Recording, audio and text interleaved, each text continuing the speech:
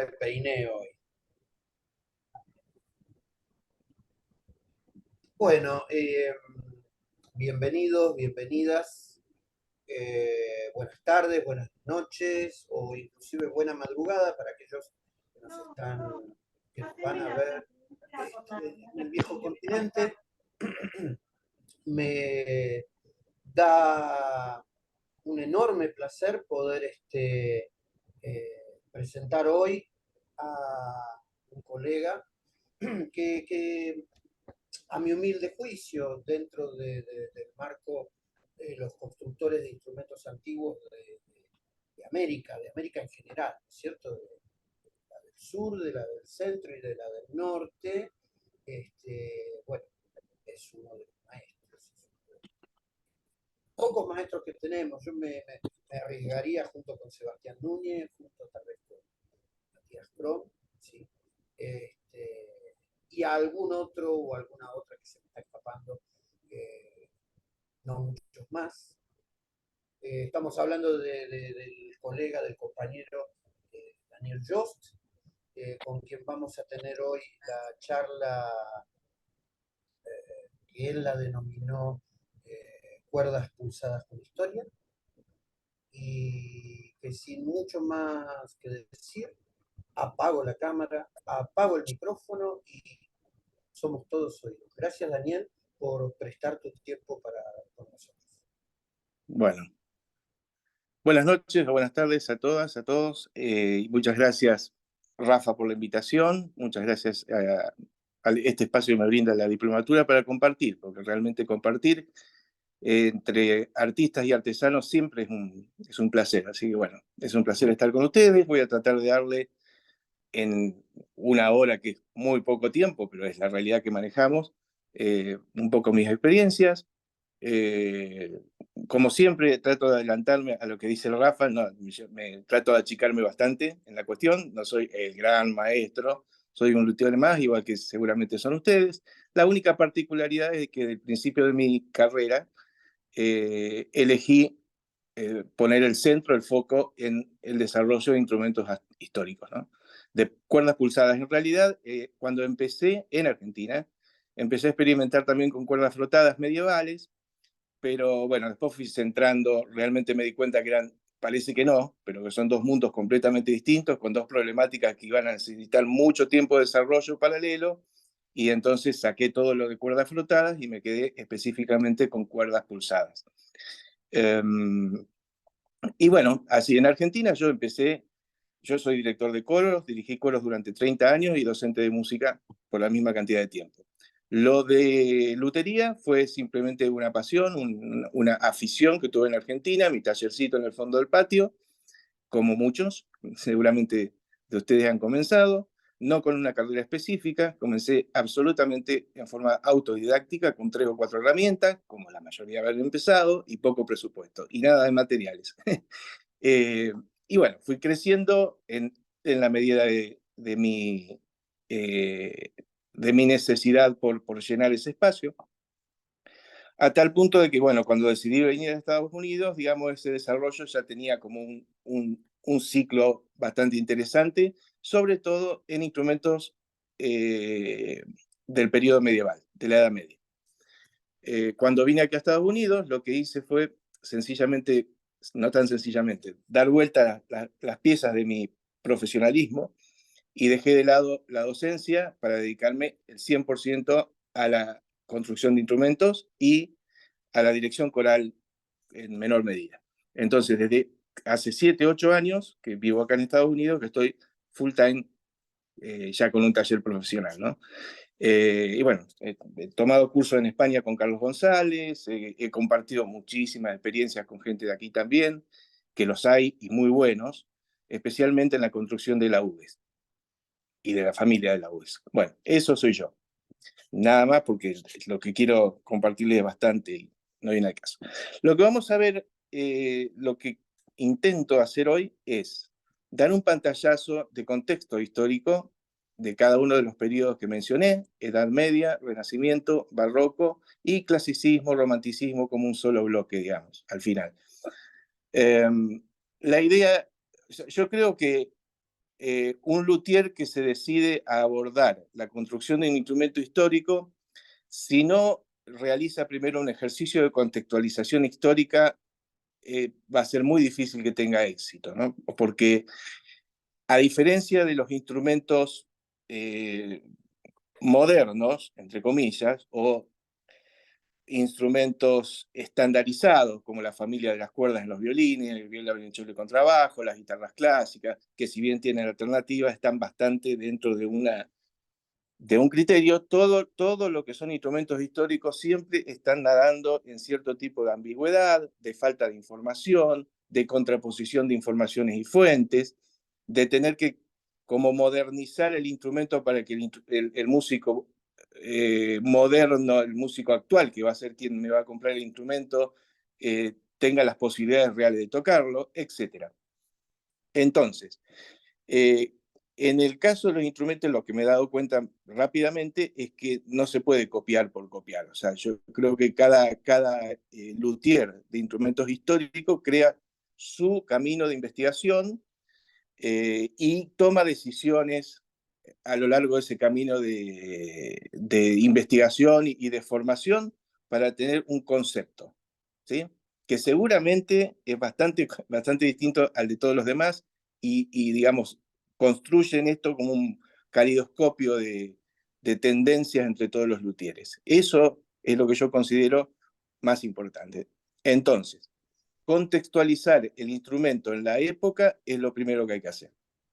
Y eso trataré de hacer rápidamente hoy, como para animarlos a que si realmente se enganchan o tienen iniciativa o inquietudes con algún punto en particular, digamos, ya tengan al menos un pantallazo de por dónde comenzar. Bien. Entonces, en Edad Media, se los doy así en pantallazo general. En Edad Media vamos a tocar 3 instrumentos clave, digamos, la cítola, en cuerdas pulsadas siempre. La cítola, el famoso guitarn, que ya vamos a ver, y el laúd medieval. En el Renacimiento vamos a pasar al laúd renacentista. Se voy a tomar el laúd desde la Edad Media y lo voy a llevar al periodo renacentista, que es donde explota, ¿no? Vihuelas renacentistas, guitarras renacentistas y viola de mano, ¿sí? Después voy a pasar al barroco y voy a proyectar, digamos, la guitarra renacentista hacia la guitarra barroca y el laúd renacentista hacia el laúd barroco y todas las posibilidades habidas y por haber en esa familia de instrumentos donde en el barroco explotó. Para cerrar con clasicismo y romanticismo, con la guitarra muy interesante, que tal vez ni la conozcan, es la guitarra de 6 órdenes, que es como un nexo, un gancho entre la guitarra barroca y la guitarra del periodo romántico, ¿no? Y después pasar, bueno, medio como así, rapidito a la guitarra romántica, y mi umbral siempre fue Antonio Torres, ¿no? La guitarra La Leona de Torres, la aparición del abanico, para mí fue la puerta, el umbral que nunca voy a pasar, que he decidido no atravesar, ni tocarlo. Jamás hice una guitarra de Torres hacia adelante. Bien, a ver si me funciona. Hice mi hermosa niña, Lara, me hizo un gráfico para a ver cómo lo hacemos. Y yo soy un animal para esto,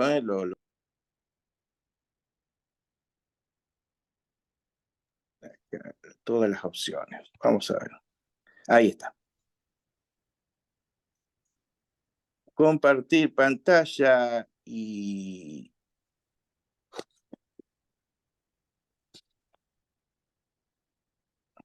¿Ven?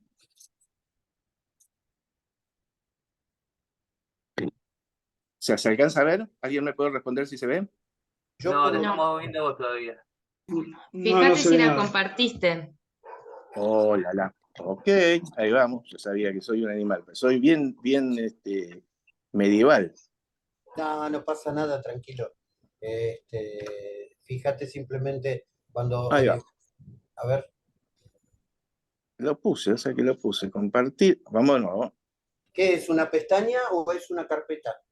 Es un PDF, un Es un Canvas. PDF. Claro, entonces te tiene que aparecer, cuando vas a compartir el PDF, te tiene que aparecer y vos le tenés que hacer clic ahí. Ahí está, pará, ahí va, Clinga. Ajá. Ahí está. Ahí está. Ahora sí. Bien. Bueno. No me apareció la... Bueno, ahí tenemos. Empezamos con la Edad Media. Bueno, la Edad Media es un periodo enorme que todo el mundo que trata de, digamos, enfocarse en análisis musicológico y de instrumentos arranca desde el siglo X. Pero nuestra historia, en realidad,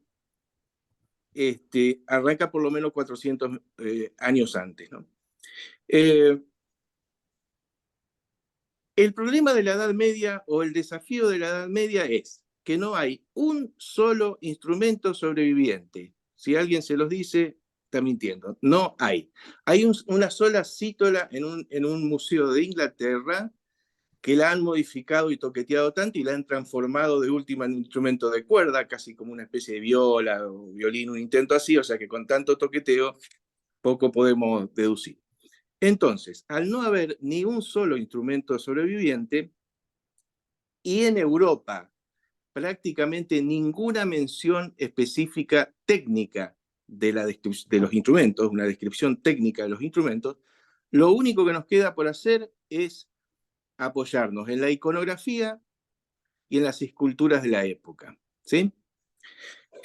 Lo que ven ustedes ahí en la imagen es, a mí, desde mi punto de vista, uno de los legados más hermosos y más útiles y que más se han utilizado para la reconstrucción de esta época, ¿no? Que son las cantigas de Santa María del rey Alfonso el Sabio. Estamos hablando del siglo XI, del siglo XII. Estamos hablando del siglo XII, España, la España ocupada, ¿no es cierto?, por los árabes, y este rey era hacia el norte, ¿no? Es uno de los baluartes que el cristianismo tenía, ¿no? Pero este hombre tenía la particularidad de tener en su corte árabes, judíos y cristianos trabajando para él, y era un amante del arte, ¿no? Entonces lo que vemos ahí son dos pinturas, dos iconografías que pertenecen a un códice mucho más grande, donde están escritas las cántigas, canciones, específicamente todas a Santa María, y cada una de ellas está acompañada por una iconografía que describe los instrumentos potencialmente que pudieran tocar en esa cántiga, ¿no? Entonces, allí vemos, a ver si puedo agrandar, bien, ahí vemos dos instrumentos, ¿por qué se fue? Ah, no, se cambió la pestaña. Si podés sacar la imagen de Zoom, la imagen que ves a la derecha, arriba, movela a eso. Ahí está. Bueno, espera. Y ahora me cambió el... Bueno, no importa, pero se ve. Bueno, ustedes ven en la imagen de la izquierda, no la del rey, sino de la izquierda, dos instrumentos. El de la izquierda es una cítola y el de la derecha es lo que algunos denominan guitarra morisca. Estos dos instrumentos son muy interesantes porque es como que define dos tipos de conceptos, digamos, ¿no? Uno con una base más latina y el otro con una base más árabe. La cítola, en general, a ver si puedo pasar ahí. Ya estoy peleando, ¿no? O sea que sí. Chao, me cansé. Voy yo. La cítola es un instrumento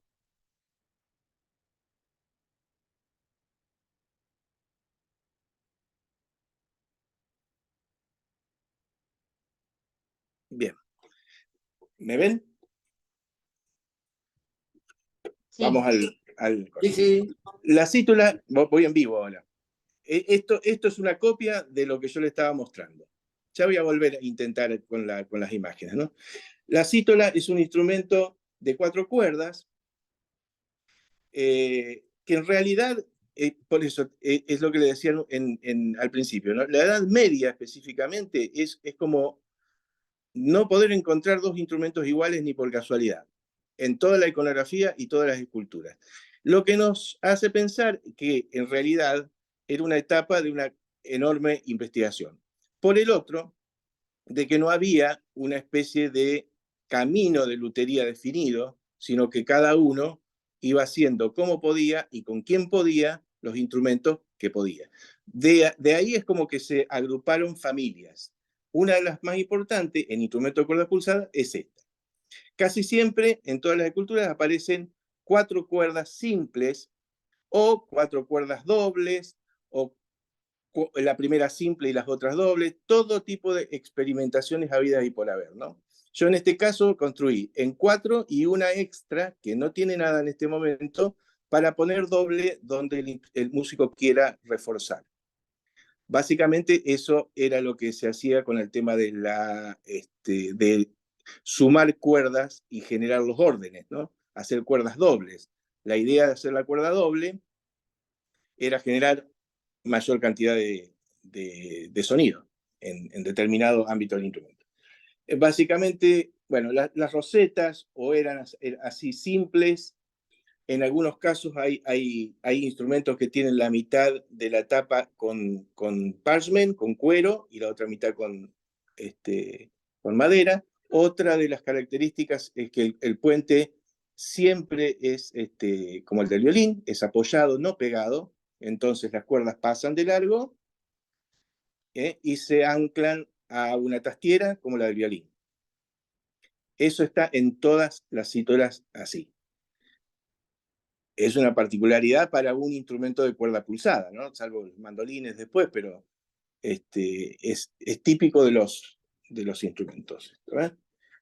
La parte trasera con los hombros caídos y los otros modelos de cítola que se han encontrado, así con hombros caídos, con esta formita, hay muchos modelos, y después también hay otros con formas de cruz, que tiene, ya voy a mostrar un grafiquito. Estos instrumentos, según las investigaciones, se realizaban carbando una sola pieza de madera, tal como se talla un charango. ¿Ok? Básicamente era eso. Obviamente se utilizaban cuerdas de tripa. Y el otro instrumento que tenían ustedes a la derecha, el árabe, sería algo como esto. ¿Alcanzan a ver? Esto sí está tallado en una sola pieza de madera, como pueden ver. Lo hice muy sencillo. No, estos instrumentos están conmigo justamente porque los hice para no vender. Al mismo tiempo yo toco en distintos grupos y a veces construyo los instrumentos para actuar. Entonces no los ven. Pero la particularidad de esto, vean, que tiene toda la tapa, ¿sí? Toda la tapa de parchment, ¿no? De pergamino. O cuero, como quieran. Volvemos a lo mismo, un anclaje, pero no con forma de tastiera, sino como el mandolín, ¿no? Con un calce ahí directamente. Y el puente, obviamente que no va pegado, va apoyado, y la otra particularidad es que no tiene ningún tipo de barra, obviamente, porque si no matamos la tapa. Por lo tanto, siempre cuando se construye este instrumento hay que calcular el descenso del puente que presiona sobre el cuero, ¿no? En este caso son 3 cuerdas, espero que las puedan ver. Son 3 cuerdas, 2 cuerdas simples, perdón, 2 cuerdas dobles, la primera y la segunda, y la tercera una cuerda sola. Otra de las cosas características, saluden a Drago ahí, una de las cosas características de los instrumentos medievales es esto, ¿no?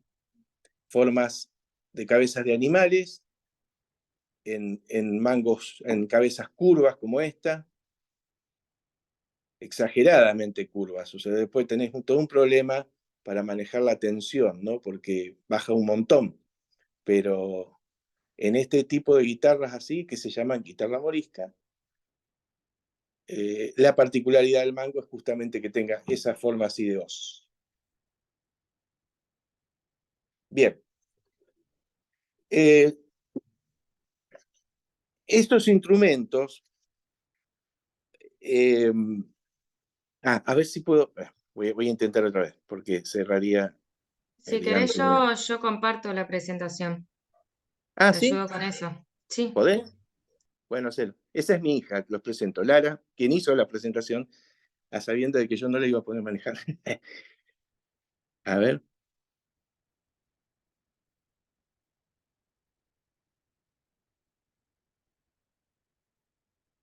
Bueno. En este sentido, bueno, mientras van apareciendo, bueno, ahí está.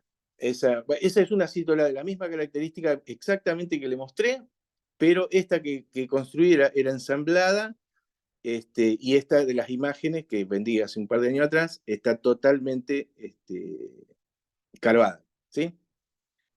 ¿Hay otra imagen de esa? Pasarla por adelante.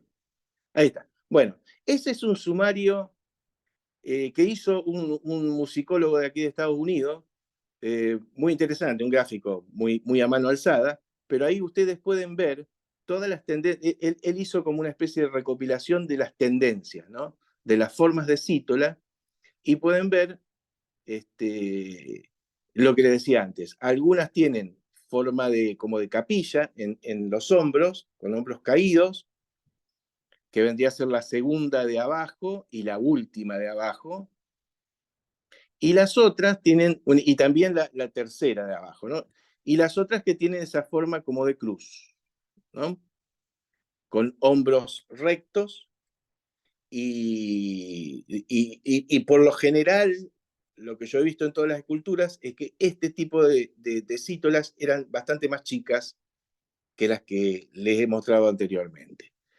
Es un instrumento muy interesante para doblar la voz principalmente, o para hacer como especie de arpegios o drums en el acompañamiento de conjuntos, ¿no? Bueno, la otra que tenemos. Bien, y pasamos al laúd, que a mí me parece el instrumento más interesante de toda la Edad Media.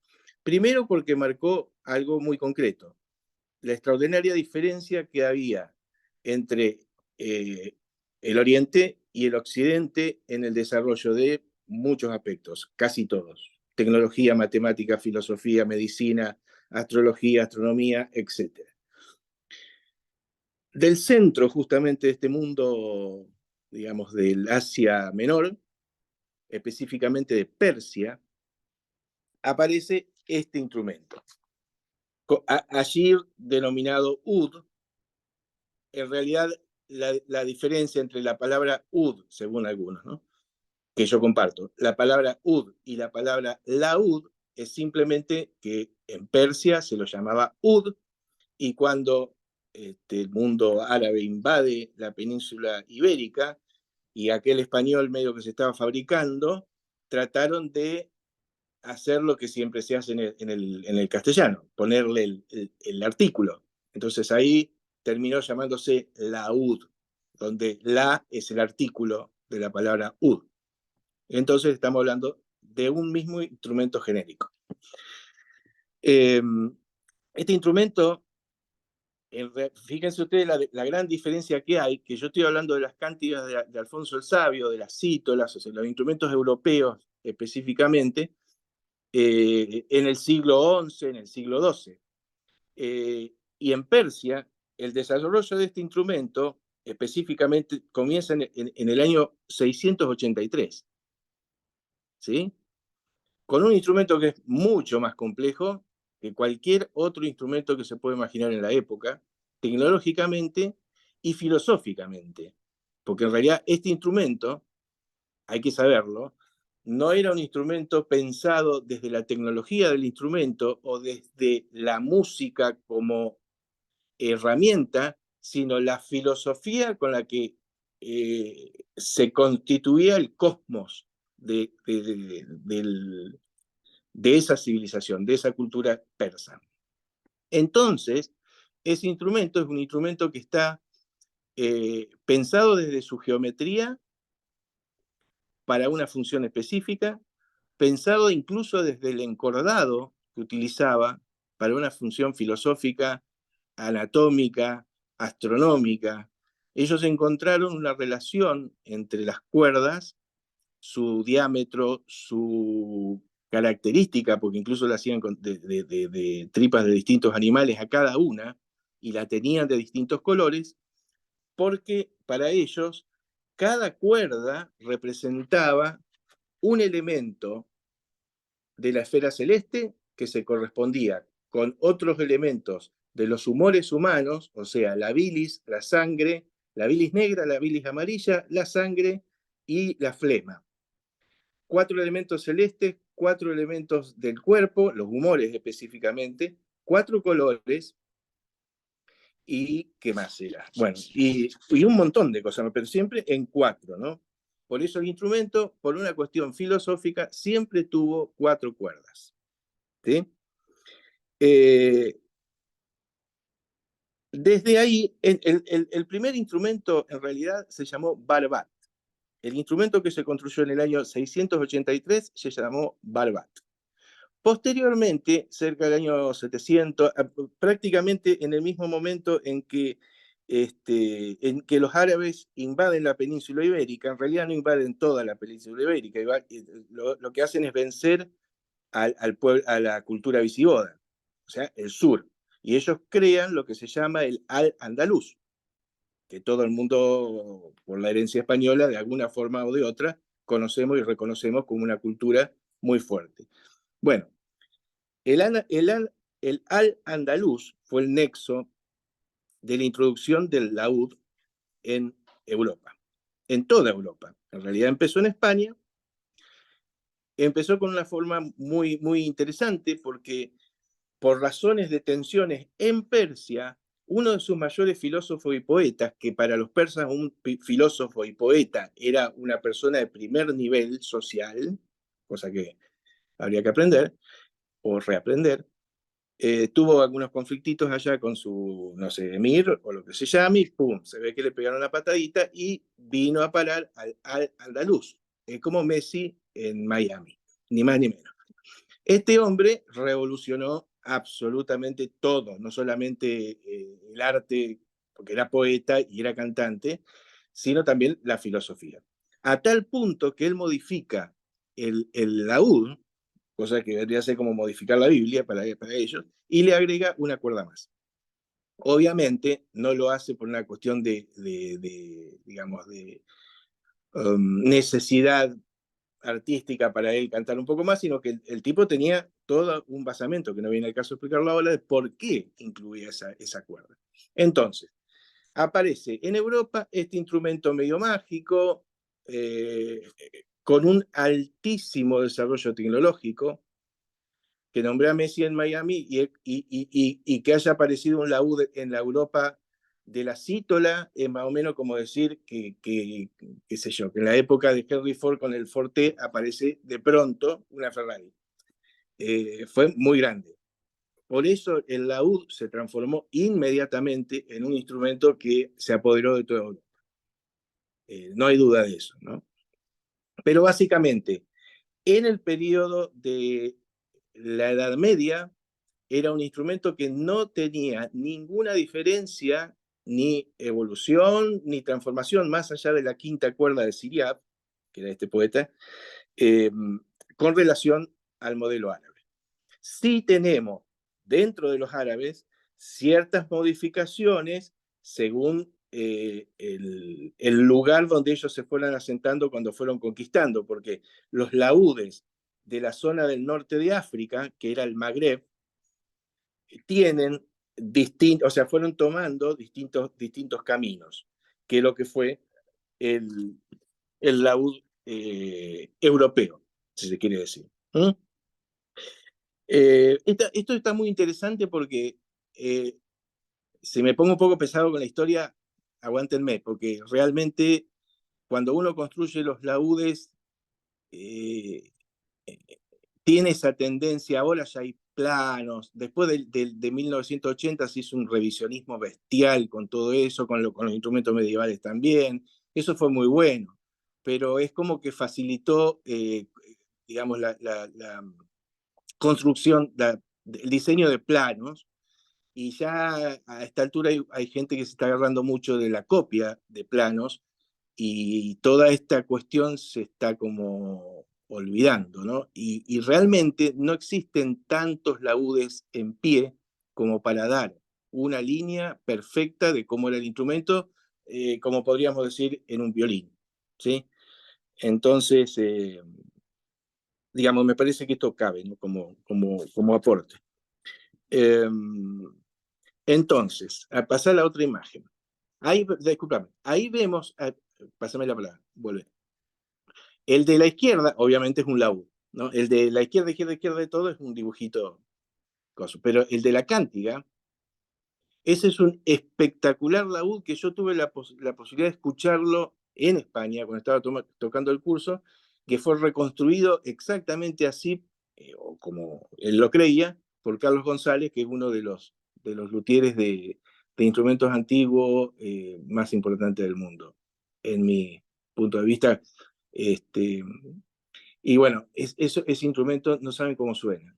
Ese tipo arrancó el concierto con, yo dije, ¿dónde viene esto? Era una cosa impresionante. Ese es un modelo particular de lo que ellos llaman laúd andaluz, ¿no? Es un poco más grande la caja, es un poco bastante más grande, y tiene esa particularidad. Lo que puedo decir en cuanto a la lutería en general es muy poco en la Edad Media.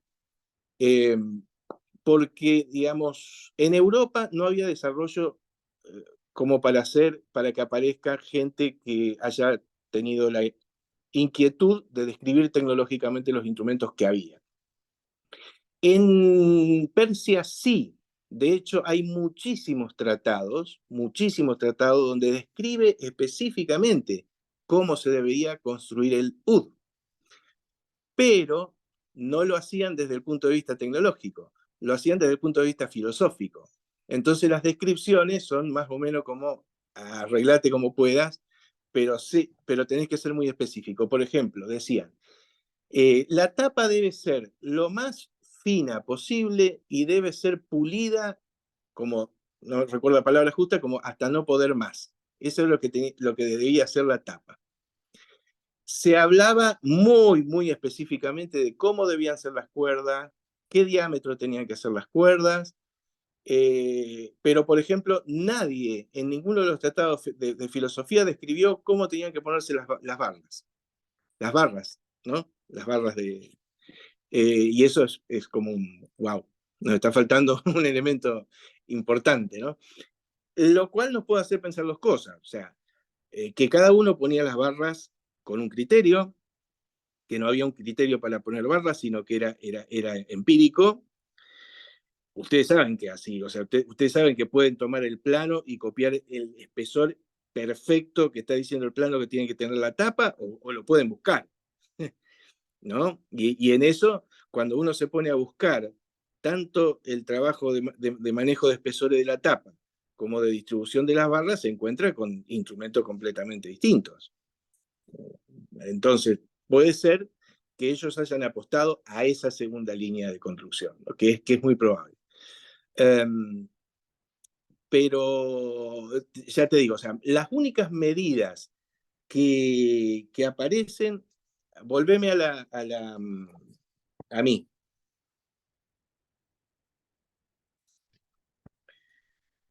Bien, las únicas medidas que aparecen, este es un libro que si realmente que quieren meterse en el tema, deberían comprar, ¿no? Carlos Paniagua, otro de los grandes, tremendo, una bestia este hombre. El trabajo de estudio de fuentes que hizo es tremendo, ¿no? El libro se llama El laúd árabe medieval, Carlos Paniagua. Está en español, aprovechenlo porque saben que libros de lutería en español escasean. Y este está muy lindo, es súper ameno, súper ameno, pero tiene muchísima información.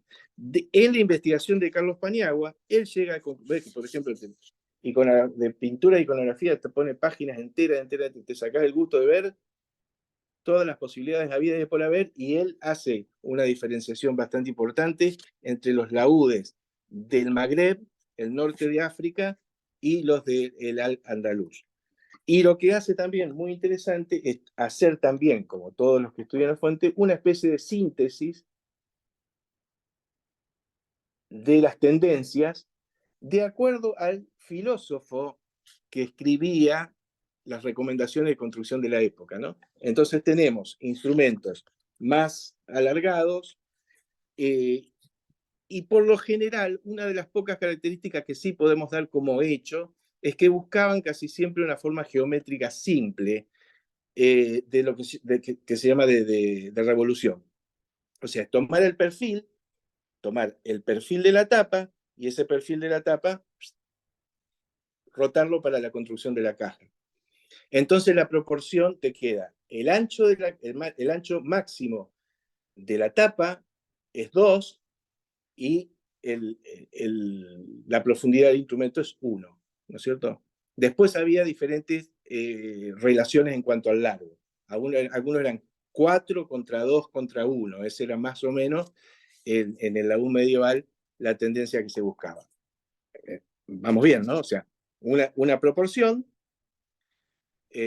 un tipo de especificación más bien así sui generis de cuánto tenías qué espesor tenías que darle a los gajos, a las duelas y a la tapa, y a la barra, andas a ver, más o menos por ahí andamos. Entonces, Carlos Paniagua es muy interesante para analizar. Este sería un lindo momento para que ustedes me disparen un par de preguntas o me digan, loco, nada que ver con lo que nosotros queríamos escuchar que vos nos hables. Y yo puedo cambiar el rumbo si ustedes lo deciden. Así que bueno, si alguien tiene alguna preguntita, aquí estoy, como para cerrar la parte de medieval.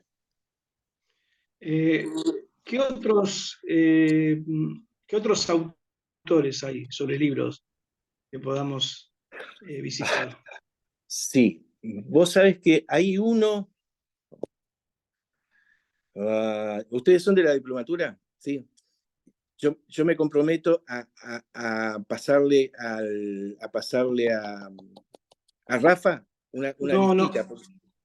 Yo no soy de la diplomatura. Yo soy de un taller de lutería del municipio de Morón, provincia de Buenos Aires. Bueno, de medieval hay muy poco. O sea, lo único que hay es este libro que te estoy diciendo, que es espectacular.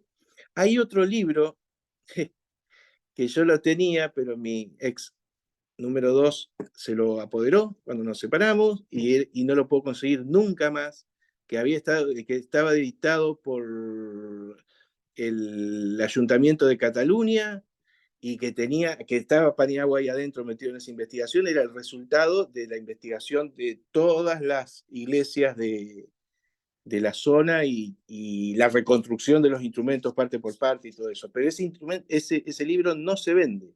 Vos sabés que no se vende.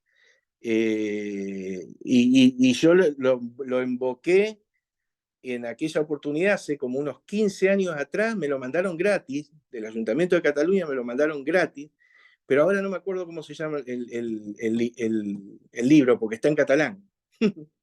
Y si bien es parecido, en este momento no me sale. Y no mucho más. O sea, hay, por ejemplo, Lara, si quieren notarlo en el chat, lo que sí hay son lugares, en la web, digamos, hay trabajos de investigación, como uno que se llama The CITOL, como Cítola, pero en inglés, The CITOLE Project. Es de un investigador, los grafiquitos esos medio feitos, pero que tenía la síntesis de todas las cítolas, lo hizo este hombre, que no me acuerdo tampoco el nombre. ¿Cómo? ¿De Cítole? De Cítole Proyecto. Es de una universidad de... Sí, tal cual, sin la C, adelante. Bueno, eso está medio armado como un blog, pero si realmente querés arrancar a construir una cítola, no te falta más nada. Te lo digo por experiencia porque yo lo usé. Esa página tiene como 16, 17 años. Y yo me agarré de ahí y pum, pum, pum. Evidentemente, el trabajo de investigación. Lo que pasa es que acá los trabajos de investigación universitarios son grosos, ¿viste? Casi todos o lo agarran por el lado de hacer un doctorado, tipo de cosas así, ¿viste? Entonces quedan unos documentos muy, muy completos. Tipo está en inglés, ¿viste? Pero bueno, ahí se puede traducir. Lo bueno que no está en papel, lo podés traducir, digamos. Pero esos 3 libros, digamos, son los que yo puedo tener referencia como libros, ¿no? Ese mismo de Citol Project tiene de Viola Project, pero eso es frotado, ¿no? De instrumentos de cuerda frotada, medievales. Todo lo demás es buscar en internet.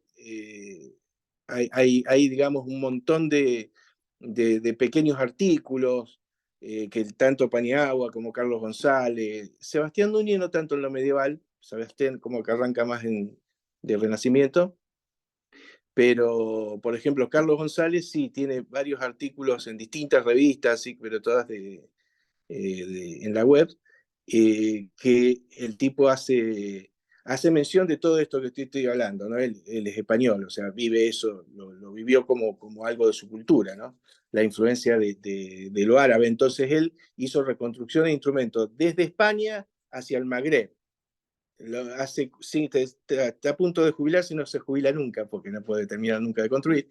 E hizo ¿cómo se llama esto?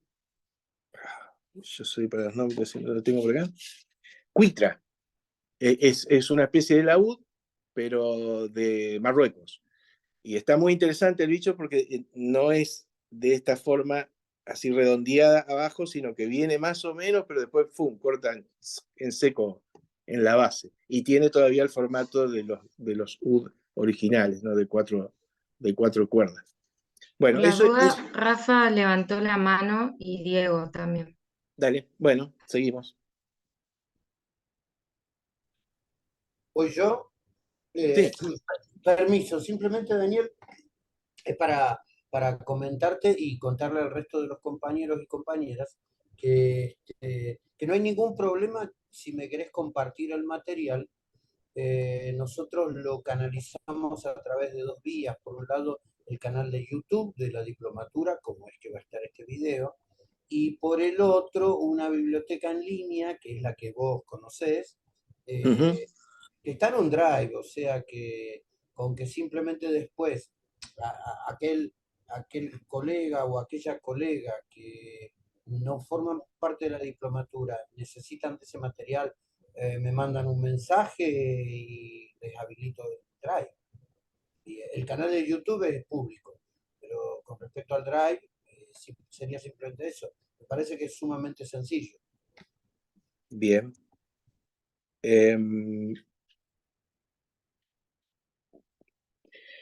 Acá tengo, que me había tomando el libro de... Perdón, había una pregunta más. Vamos a la pregunta más. Sí. ¿Qué tal? Hola, Daniel, ¿se escucha ahí? Sí. Quería consultarte con respecto a... Estoy construyendo una fídula oval, bueno, que es cuerda frotada, ¿no? Pero quería consultarte con respecto a la terminación, si ya se usaba goma laca o si tenés alguna información con respecto a si se usaba solamente cera de abeja o vos cómo terminás tus instrumentos de esa época. Bien, buena pregunta, muy buena pregunta. Bien, goma laca no, porque la goma laca arranca en el siglo XVI en Francia, entonces, digamos, está bastante más... si bien esta es la tapa de le metí laca, porque lo estaba haciendo para tocar, ¿no? Rápidamente. Y bueno, sí, los barnices son ancestrales. Evidentemente, imagínate que si tenemos que basarnos en una cultura para apenas adentrarnos en la morfología del instrumento, poco nos pueden decir las esculturas con qué se terminaba. Particularmente yo, por una cuestión de, digamos, de sentido común, ¿no? A ver, ponerme en el lugar y decir, bueno, a ver, tengo un instrumento carvado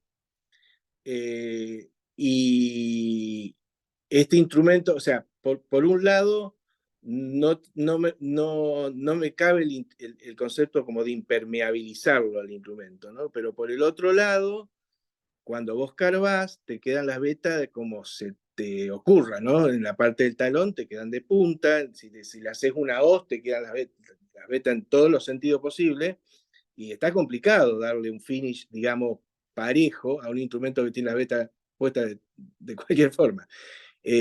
Vos sabés que en el extremo, por ejemplo, este instrumento, esto te chupa 150 millones de litros en comparación a esta parte, y esta parte también. O sea, está mucho más poroso porque la veta está de punta. Entonces, cera para mí fue como la gran elección. Digamos, cera de abeja tenía de mi primer matrimonio un pariente que era apicultor y me traía los tarros de cera de abeja así, natural nomás. Así que yo la fundía, hacía a baño María, le ponía un chorrito de querosén y al final, medio experimentando, le ponía, todo esto empírico, ¿no? No te puedo decir cuánto querosén le ponía. Yo iba hasta que veía que la pasta se ponía maleable, ¿no? Y de última le empecé a agregar unos chorritos de aceite de lino, ¿viste? Y eso le dio un lindo, lo hizo más maleable, porque se me ponía medio intensa la cosa cuando lo quería desparramar, como que se me endurecía muy rápido, ¿viste? Se ponía medio brusca la cera y no, en la parte justamente que te estaba señalando de las puntas, donde estaba más poroso, se me ponía muy difícil sacarlo si se ponía duro. Así que chorrito de aceite de lino ese me solucionó el problema y lo puso casi como la cera común que se compra allá para los pisos, ¿viste? Pero cera real, 100% cera de abeja.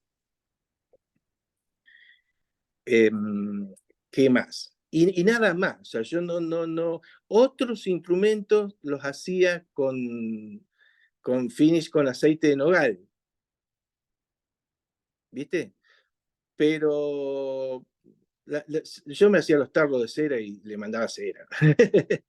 Sí, para mí es lo mejor, para mí es lo mejor. Lo más estable, aparte, ¿viste? Le das un cuchillazo y la cera se reintegra, ¿viste? Como mágica. Es muy interesante. Bueno, con el aceite también no hay problema, poder retocarlo todas las veces que quiera. Pero no, en ningún instrumento, salvo estas excepciones que lo hice la cachetada acá, en ningún instrumento medieval utilicé barnices. O sea, cera de abeja o aceite. Y ya. Tenemos preguntas de José y tenemos preguntas de Antonio. Dale. Saludos, muchas gracias por la oportunidad. Por favor. Una pregunta sobre el que usa la membrana de cuero como tapa armónica. ¿Tiene que tener un espesor específico y cómo se trata la tensión de ese instrumento? La tensión de la membrana. Bien. Bueno, no, o sea, no hay nada escrito de qué espesor tiene que tener. Volvemos a lo mismo, todo es empírico, ¿sí? Yo compro acá en Estados Unidos, en Argentina tendría que tener más posibilidades. Acá también hay más posibilidades, pero desconozco, o sea, todavía me tengo que afirmar. Yo acá compré 3 espesores distintos de discos para tambores, ¿no? Y obviamente de membrana natural, se llama acá parchment. Probé los 3 y me gustó más este que puse, que era el del medio. O sea, me resultó una tensión interesante. Ahora con el tiempo, no sé si no hubiera elegido el más grueso, porque te muestro que la bajadita si bien no bajó más, esto es mágico, sinceramente te digo, yo no le tenía fe. Yo, esto se va a ir al carajo para abajo, y no, pegó la primera bajada con la tensión de las cuerdas, y ahí se quedó. Esta tiene Y 7 años lo hice en el primer año que vine acá, a Estados Unidos. ¿Cómo lo hice? Como se hace el cultrum. Yo le dejé cuero extra, le hice ojales, ¿sí? Fui pasando los ojales y los fui trenzando, ¿ok? ¿Conocen el cultrum, no? Sí. Que es un instrumento de percusión del sur, allá de Patagonia, que tiene la formita como de bol, y está todo atado a los costados y todo va atándose hacia abajo, ¿no? Se hace como una red. Bueno, hice eso, copiando el cultrum, le pegué la tira mojado, bien mojado, y cola animal, no cola sintética. Entonces, así mojado, o sea, le puse primero la cola acá, le pegué la ajustada, y después le fui dando con la pistolita de calor muy despacito, muy despacito, muy despacito, y ahí fue tensando, quedó un ladrillo. Y ya, o sea, después agarré con una cuchilla y le corté acá el espesorcito. Esto hace 7 años que está pegado con cola animal y no se movió ni por casualidad. Por las dudas, para no interrumpirte después, tengo que salir apurada ahora. ¿Vas a poder Bueno, con la presentación? y si no puedo, no puedo. ¿Sí? Gracias, Lali. Acordate si no la pasás por chat. Dale. Saludos. Chao, chao. Dale. Chao, gracias. Bueno. Cerré la página, la tenía acá 40 y... ¿Cómo vamos con el tiempo?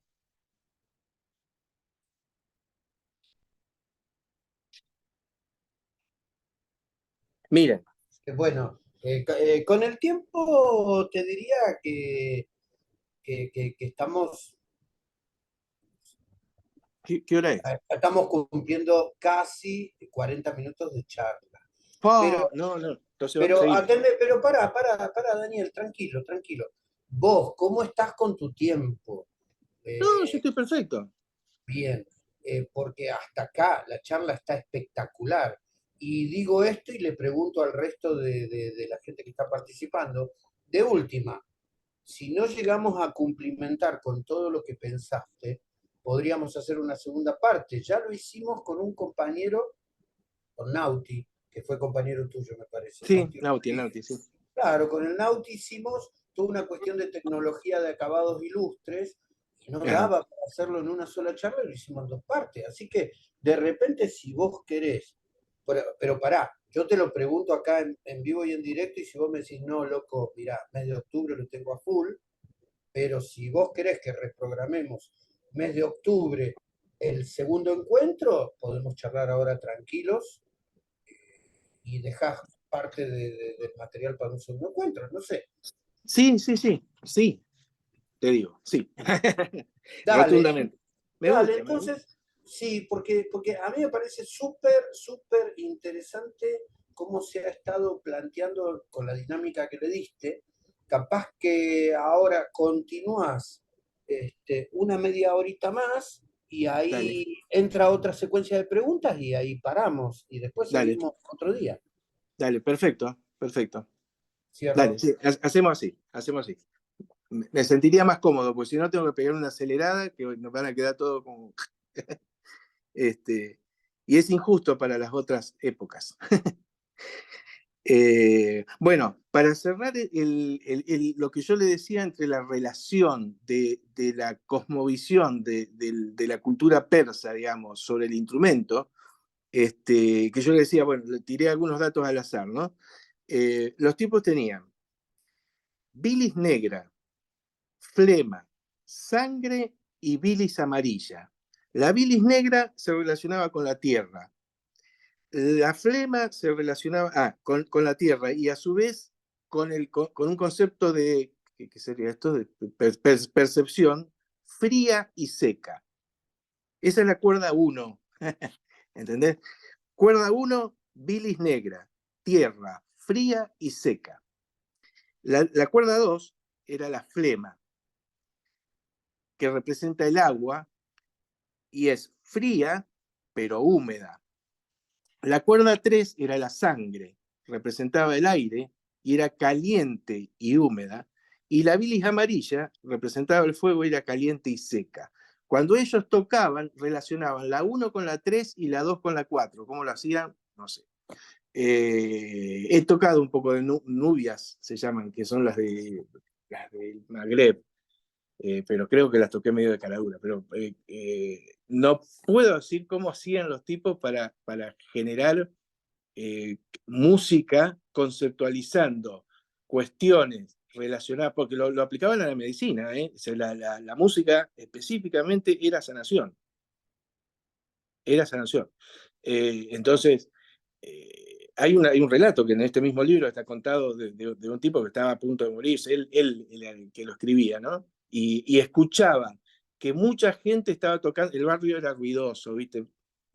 Como en nuestras épocas, y el tipo no se podía curar porque el barrio era ruidoso, era demasiada música y demasiada gente cantando, hasta que un día, por alguna razón que no se sabe, eso se detuvo, y solo apareció un sonido y la voz cantando de una mujer. Y el tipo relata que lo sanó, pero automáticamente se paró, estuvo como 3, 4 semanas postrado en la cama ya pintando para tocar el arpa, y de golpe se para y va caminando hacia el sonido y se encuentra con una mujer cantando y un tipo tocando. Él recuerda la melodía y se la canta a otra persona, y esa persona le dice, esa melodía es de Juancito Pérez, ¿no?, en árabe, y la que estaba cantando es una esclava, que de Persia las mandaban para el Al-Andalus, eran esclavas, las esclavas, dentro de lo mejor de estatus que podían tener, que fueran cantantes. Bueno, se me fui al carajo, pero está muy interesante. Para dar un poco de... Chicos, si se pueden comprar este libro, cómprenselo. Qué sé yo. A mí me mató de gusto, y me enseñó muchísimas cosas. Bien, seguimos. Vamos a pasar ahora al Renacimiento. Ya que estoy con el laúd, lo que voy a hacer es proyectar el laúd hacia el Renacimiento. O sea, ¿qué pasó en el Renacimiento? El Renacimiento, bueno, ya saben, ¿no? Conlleva una especie de retroceder para catapultarse, ¿no? Desde la Grecia clásica, los conceptos clásicos de estética, proporciones y bla, bla, bla, que influyó en todo el arte.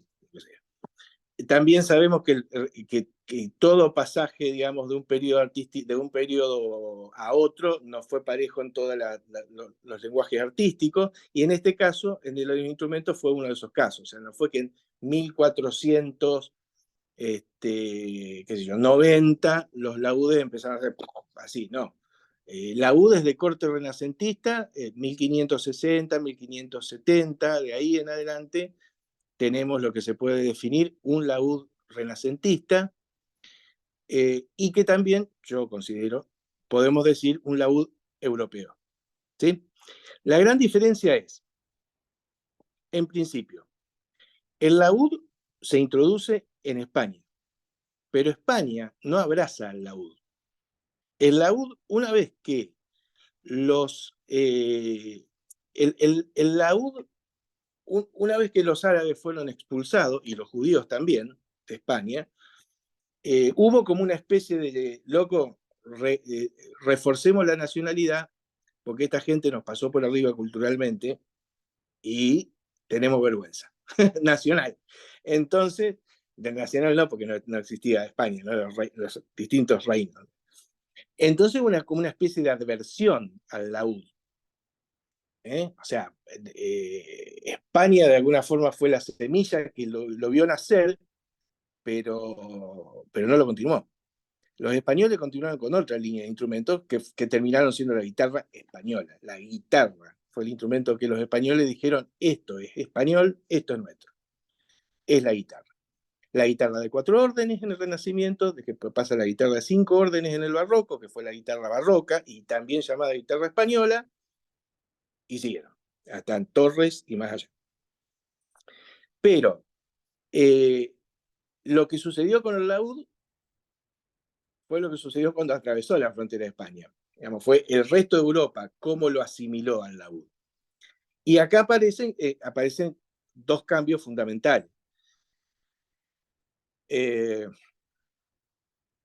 Tenemos instrumentos para copiar, hay instrumentos sobrevivientes que son del Renacimiento, la primera buena noticia. Hay descripciones muy, no tan exactas, pero bastante bien rumbeadas de características de instrumentos, y sobre todo aparecieron los luthieres, por fin, con nombre y apellido, cosa que en la Edad Media ni en Persia existían. Lo cual para la lutería es todo una revolución, ¿no? O sea, evidentemente, la lutería ya se concretó como un oficio específico que lo hacían personas específicas que se llamaban luthieres, ¿sí? Que yo, en laúdes, que es lo más, digamos, de lo que más hay y lo que más se puede tomar, aparecieron muy interesantes, y acá hay una cosa muy jugosa. Frey, Gerle, Tiefenbrücken, Tiefenbrugger, son todos nombres de los luthieres que construían, de los que hay la mayor cantidad de sobrevivientes al día de hoy. ¿Cuál es, desde el punto de vista de la lutería, lo piola? El centro del universo era Venecia. Venecia era el lugar donde se construían los laúdes, donde iban y venían.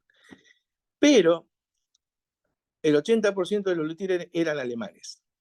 O sea que se internacionalizó un intercambio, ¿no? O sea, los tipos eran, incluso hay apellidos alemanes con nombre de pila italiano. Giovanni Tiefenbrücken, ponele. Sí, ¿de dónde salió este?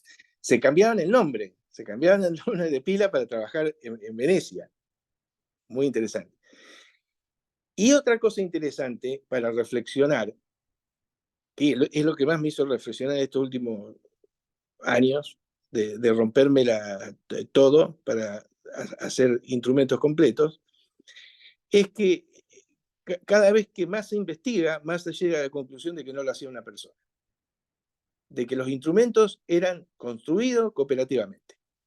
De que el que hacía la caja, y otro hacía la tapa, y otro hacía el mango, y otro hacía el barniz. Y obviamente estaba el tripero que hacía las cuerdas de tripa, y para mí la cosa era así, porque la producción era mucho mayor de lo que parece. Es el que todos dicen, ¿cómo puede ser que Tiefenbrücken haya construido semejante cosa, que tiene un pulpo? No da la cantidad de instrumentos con el tipo metiéndole la firma. Esa fue una de las primeras cuestiones que se fueron preguntando. Y otras, por ejemplo, Carlos González, cuando yo estaba haciendo el curso en Europa, en España, el tipo me decía, yo tengo, lo cual nunca me mostró, mal de él, yo tengo, dice, documentación histórica donde desde Turquía a Venecia llegaban barcos con la carcasa de los laúdes armadas. ¿Sí? Medio como el China ahora. Lo cual me hace reflexionar fuertemente. Este es el espacio de reflexión para luthieres, digamos. Que estamos, ahora está complicada la mano, o sea, es como que sos tipo boutique, ¿entendés? Exclusiva en los instrumentos históricos, ¿no? Bueno, en instrumentos de los otros también. Como que está absolutamente prohibido que vos insertes en tu instrumento algo que no hiciste. Indecoroso. No. Ya cayó la calidad del instrumento, se terminó, ya no es Daniel Joss, listo. Me pasó al principio con las clavijas. Realmente no podía construir las clavijas, no tenía ni torno, ¿entendés? No podía hacer las clavijas. Me compré un manojo de clavijas de la India, de ébano, y empecé a mandar las clavijitas esas que tenía. Y me lo reprocharon, ¿viste? Así que me tuve que poner las pilas y empezar a hacer las clavijas. Y esto no sucedía. O sea, yo estoy construyendo un instrumento histórico y no lo estoy construyendo con el criterio histórico. Y bueno, y qué sé yo, me disparan un montón de preguntas más. ¿Qué pasaría si lo hiciéramos? O sea, sería una revolución, ¿no? Pues, pero, ¿qué pasaría? ¿No? Porque ¿cómo influiría económicamente? ¿Haría que el instrumento fuera más barato? yo ganaría menos o no, porque construiría más instrumentos, bla, bla, bla, bla. Probablemente más cantidad de gente tuviera acceso a los instrumentos, porque realmente son instrumentos caros. Y que son caros porque uno tiene que hacerlos valer, ¿no? Y como uno hace todo, la variable, ya lo saben, ¿no? La variable tiempo es la del luthier. Lo otro está en otro plano, pero la variable tiempo es eso. Y la otra cuestión es que cada una de las cositas, estas cositas, como toda técnica del instrumento, te llevan años de lograrla, ¿no? Y entonces mata. La verdad, yo a veces estoy 15 horas ahí adentro, sin parar, porque no me da. O sea, tengo que progresar. Los laúdes es lo último que yo empecé a construir, hace 4 años atrás.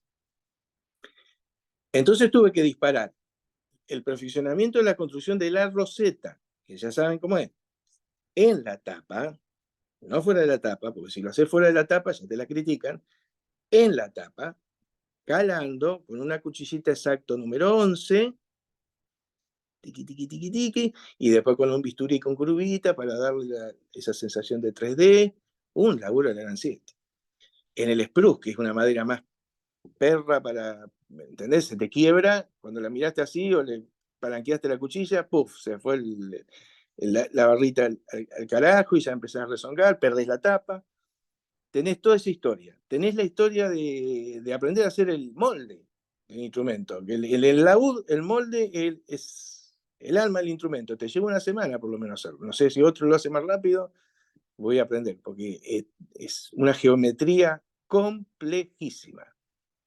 Y otra de las cosas, ya que estamos, por eso, la síntesis o la reflexión de esta parte es qué estamos haciendo los luthieres con esto de andar queriéndonos hacer los Superman, ¿no? Y con esto me meto a los laúdes.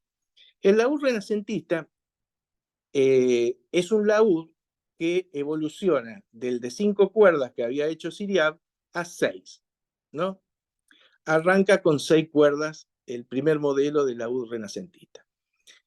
La geometría en algunos casos sigue manteniendo la de revolución, que le había dicho, donde la tapa tiene 2 y la profundidad tiene 1, pero rápidamente empieza a aparecer una demanda que viene del lado de la música específicamente, otra de las características del Renacimiento. Como la música y la tecnología te iban empujando para arriba y te iban pidiendo más y más y más y más capacidad de los instrumentos. Entonces los instrumentos se van haciendo un poquito más grandes, el laúd, ¿no? Y empiezan a agregarle órdenes.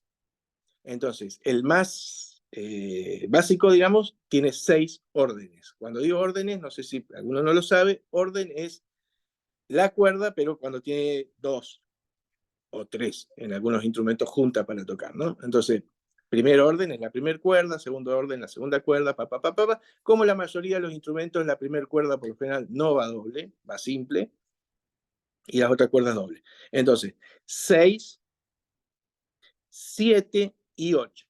Esas son los 3 escalones más importantes de gran parte del periodo renacentista. Llevar el instrumento de 6 a 8.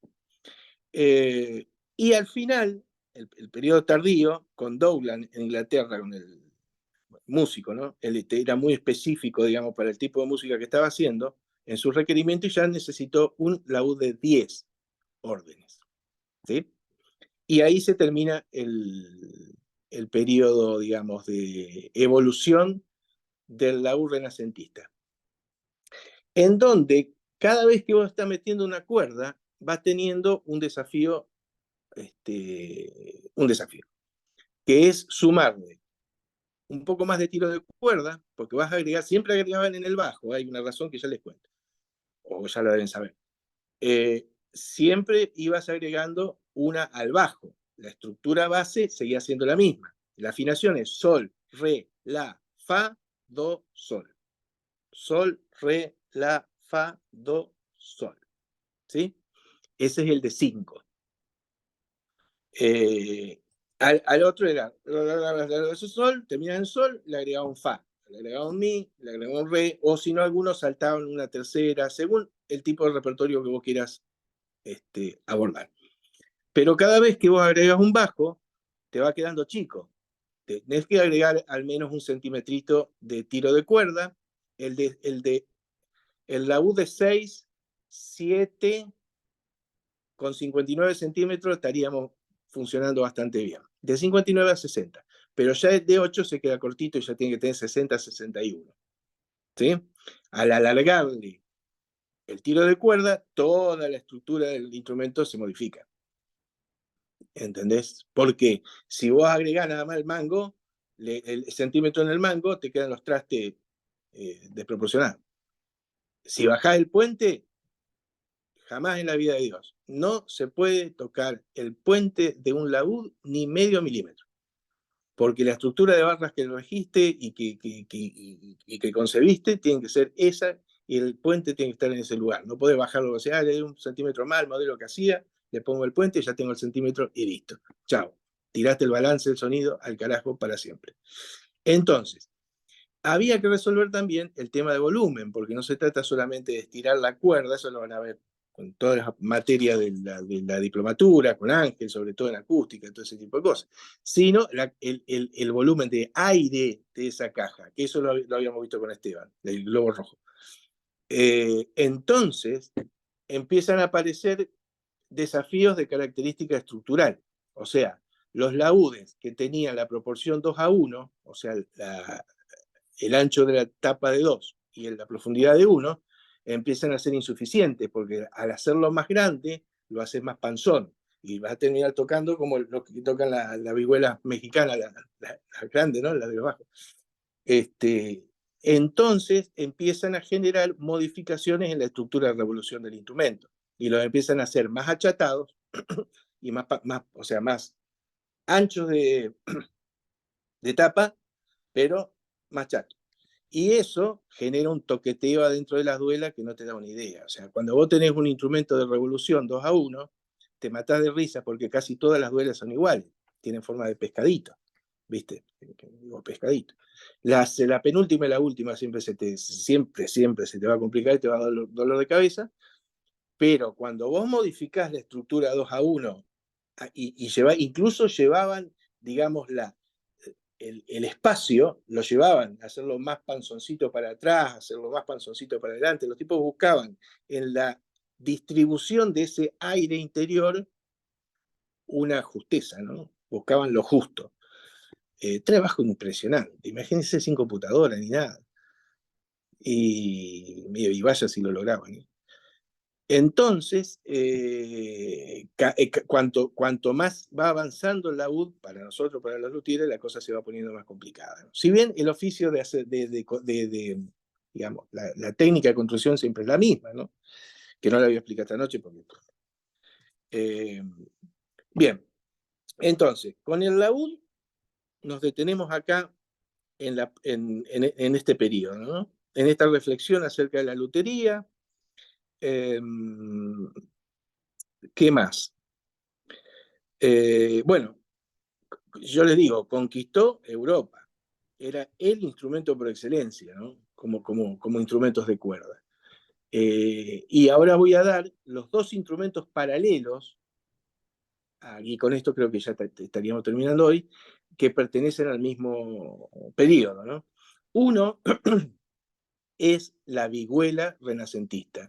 No es poca cosa ese instrumento. Lamentablemente solamente quedan 4 en todo el mundo, a diferencia de los laúdos que son muchos más, y las 4 que quedan desataron una tormenta, casi se van a las piñas, y los musicólogos y los luthieres insultándose, para cómo los españoles son bravos, no sé si hay algún español por acá, pero guay, papá, cuando se ponen a discutir, se ofenden y se mandan insultos, y menos mal que no existen más los duelos de espadas, sino ya hubiera pasado uno para el otro mundo.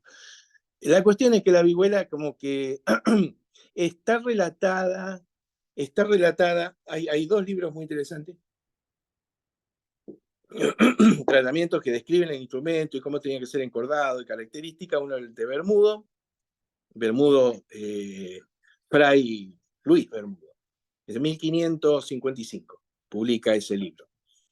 Y después hay otros, como Marín Mersenne, que hizo un trabajo impresionante, pero ese no se puede conseguir ahora. Yo estaba tratando de conseguir, está en francés antiguo. Dale. ¿Cómo era que se llamaba eso? Armonía Universal, el nombre en francés.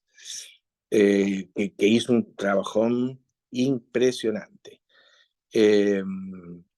Alguien me pidió que toque los instrumentos. O sea, si me da un tiempito al final, le mando un tacataca. Deben estar todos desafinados. Los saqué recién, no los volví a tocar nunca más. Pero bueno, vamos a ver qué toco.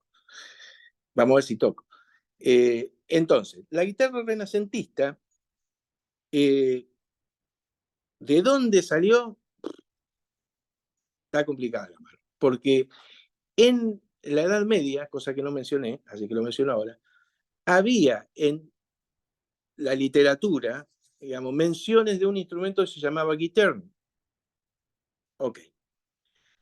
Algunos dicen que esto viene casi como de la etapa de la Grecia clásica, en donde se describía a otro instrumento que se llamaba citern. Guitarra, citern, acá hay una U, iba por acá. Este hombre de Estados Unidos, que le pasé yo eso de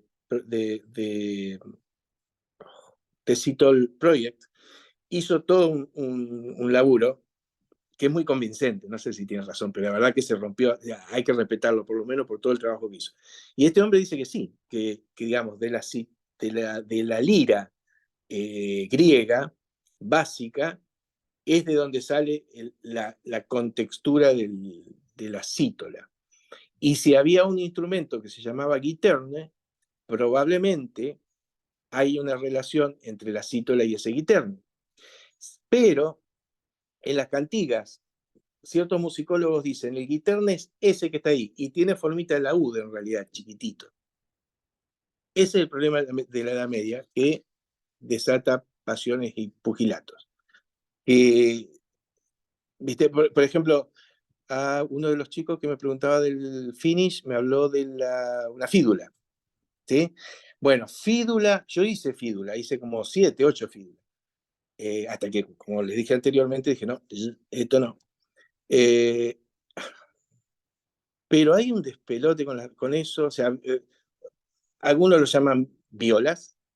Hay una gran familia en la Edad Media de violas que se tocan con arco y se tocan pulsada. Y en las cántigas hay instrumentos como decir, hey, loco, esa es de arco, y hay dos que están tocando el mismo instrumento y uno la está tocando con los dedos y el otro está dando con el arco. Y hay otras esculturas, me fui otra vez a la Edad Media, pero está bueno, te sirve. Hay esculturas con instrumentos, con fídulas, con puente plano. Puente plano. Era una etapa muy loca. O sea, que sacar desde la Edad Media una línea que te diga, acá está la guitarra, no sé, que me la vengan a mostrar de otro lado, porque todo lo que leí hasta ahora a mí no me da nada. Pero que aparece la guitarra renacentista de 4 órdenes, sí, con el nombre de guitarra renacentista. Aparece en Bermudo, 1555 relatado, en Milán, otro músico de la época que también hace un tratado sobre el instrumento y música para guitarra de 4 órdenes. Y un francés, Leroy, que 4 libros para guitarra renacentista de 4 órdenes, específicamente establecido. Lo malo es que no hay ninguna. Se encontraron fragmentos de una en un naufragio en la costa de Portugal, y 3 semanas atrás, que ya le escribí a la arqueóloga y no me contestó, en México, en el Distrito Federal, encontraron unos restitos ahí que quiero ir a ver, ya que estoy cerca, quiero ir a toquetear, pero los mexicanos con eso son bastante nacionalistas, así que se creerán que soy norteamericano y no me van a dejar. Pero dos cosas, no, 2 instrumentos con. Pero la literatura sí existe, y en esa base, entonces, largamos la guitarra renacentista de 4 órdenes.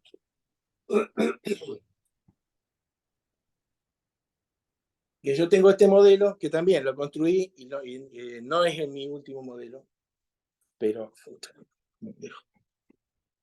ahí ven no sé si la alcanzan a ver bien. Ya está la forma guitarrada. Es una guitarra chica, una guitarra pequeña. ¿Sí? 456, una cosa así. En este caso, afinada en La, ¿no? Tiene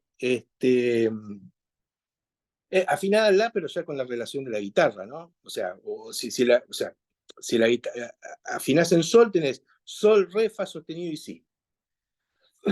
¿Sí? Bueno, uy, se le cortó una cuerda. Bien. A esto sí ya le podemos decir que es una guitarra. ¿Sí? Y el otro instrumento, que no tengo ninguno porque los vendí, gracias a Dios, es la vihuela. ¿Qué es la vihuela? La vihuela es... Mi segunda ex esposa, que es música también, me contó un cuento. Pero después que nos separamos, me di cuenta que me había metido muchos cuentos. Entonces, ahora me pregunto, ¿ese cuento habrá sido cierto o habrá sido... ¿no? Pero me gusta y se los voy a contar a ustedes. A ver si no es verdad, probablemente no. En este movimiento de nacionalizar o recuperar la identidad ibérica, al expulsar a los judíos y a expulsar a los árabes, los españoles quieren erradicar el laúd. Y lo hacen a través de la vihuela. La vihuela es un laúd con forma de guitarra. Tiene el mismo tiro de cuerda, tiene la misma cantidad de cuerda, tiene la misma afinación que el laúd. Es un laúd con forma de guitarra. No se rompieron mucho el cráneo los muchachos, pero a ver, si es o no es, pero cierra, porque cierra en el periodo, el instrumento aparece exactamente cuando los expulsan a los árabes. La lógica también, porque vos tenés todo un repertorio para tocar de la época y tampoco lo va a tirar a la basura. Entonces los tipos dijeron, bueno, le cambiamos la forma, pero le dejamos el motor. Y parece ser que eso es la vihuela. Básicamente, después de muchos años de revisionismo y... Sí, perdón.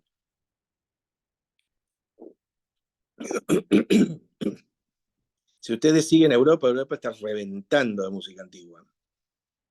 Está reventando. Estados Unidos también, pero Estados Unidos, la característica que tiene es que es más universitario. En Europa lo están haciendo más empresarial. Los mismos músicos se están autogestionando, están haciendo unos conjuntos, muchos argentinos están triunfando. Espectacular, me encanta. Ese trabajo sobre la vihuela, que desde estos últimos años está dando un instrumento cada vez más parecido al laúd. Responde con la afinación del laúd al repertorio 100%, las características son las mismas, así que puede ser que la vihuela haya sido una forma de erradicar, digamos, el laúd. Lo cierto es que es un instrumento español por excelencia. La vihuela es un instrumento español por excelencia. Y digamos, y también, no sé, viste que medio como que en América, en América nuestra, ¿no? En América Latina, no se hizo un estudio así tan sistemático de organología y el origen de los instrumentos. O tal vez sí, yo no leí, perdón, sí, ¿no? Pero es como que, por lo que yo pude leer, lo que pude charlar como psicólogo y todo ese tipo de cosas, es como que quieren relacionar al charango con la guitarra barroca, ¿no? Y yo digo, ¿y por qué no lo están relacionando con la guitarrilla de 4 órdenes? O sea, ese es un instrumento que iba... El laúd, por ejemplo, no era un instrumento que iba con las tropas. Era un instrumento superior. ¿Sí? Si vos llevabas en el ejército un laúd, lo estaba defenestrando al pueblo. Pero la guitarrilla es un instrumento, es un ukelele renacentista. Lo llevaba puesto a cualquier lado, como bien todavía, y siempre hicieron los españoles, que vivían con sus guitarras. Así que yo creo que tanto la vihuela como la guitarrilla ya en América estaban, acaban de encontrar fragmentos en la mitad del DF, y en Quito, Ecuador, es donde se encontró una de las 4 vihuelas que sobreviven, a mi criterio, la más vihuela de todas, que pertenecía, bueno, no, muy largo, pertenecía a una santa. La vihuela está en un convento, no la puede ver nadie, no la puede tocar nadie. El único que se avivó y se fue con un cura a Quito fue Carlos González, porque se llevó un cura como cuña, y él lo dejaron entrar al convento, tomarle las medidas a la guitarra en vivo, y él hizo, digamos, una versión de esa guitarra de Quito, que es muy grande, es una guitarra para afinar en mi, y él hizo para afinar en sol. Acá vamos, ¿no? Que los músicos de hoy están buscando en la vihuela estar en el segmento o estar en el rango de lo que es el laúd, ¿no? Así que, ¿qué más? A ver. Daniel, sí. Escúchame. Cortemos acá. Dale. Entremos en una secuencia de preguntas, así como en 20 minutos más, cosa que no se nos corte el Zoom antes. A veces se puede llegar a cortar pasadas las 10. Y te digo esto, la guitarrilla la vemos en América en muchos instrumentos, en 4 venezolanos. Claro, la vemos en la jarana, México, y por supuesto también seguramente en las cuerdas andinas que tienen órdenes parecidos, aunque inclusive ya americanos, ¿no? Sí. También ya entra una secuencia de mixtura y de revolución, que es otra parte de la historia que va mucho más para adelante, ¿no es cierto? Pero que también tiene que ver como esta historia tan rica que nos estás contando, del árabe, del español, de tratar de diferenciar, de mostrar su cultura y diferenciarse. Bueno, acá también se dio esto, ¿no? Bueno, pero pará, le damos pie a las preguntas, no sin antes mostrarte que yo estoy en la misma historia para que no... Haciendo clavijas. El tema de las clavijas. Hoy estoy imprimiendo clavijas en 3D. Señoras y señores, soy el más blasfemo de todos los blasfemos. De todos los blasfemos. Y para los violines... Y para los violines de las orquestas populares, que obvio ustedes muchos ya saben que estoy en ese proyecto, frente a digamos, 4 clavijas hoy en Argentina de ébano o de Bock están alrededor de los 7.000 pesos argentinos, que después si quieren lo traducimos a dólares para los que no son de acá del país. Bien. Yo en un violín de una orquesta popular, que lo estamos trabajando con material reciclado, respetando las métricas, pero con otros diseños, no me puedo dar ese lujo. Entonces estamos probando ahora aquí con PLA, que otro día lo charlamos, al 100%. Después más adelante les cuento qué resultado da, ¿eh? Y ojo que, bueno, no, nada, eso. Chicos, levanten la mano y pregunten.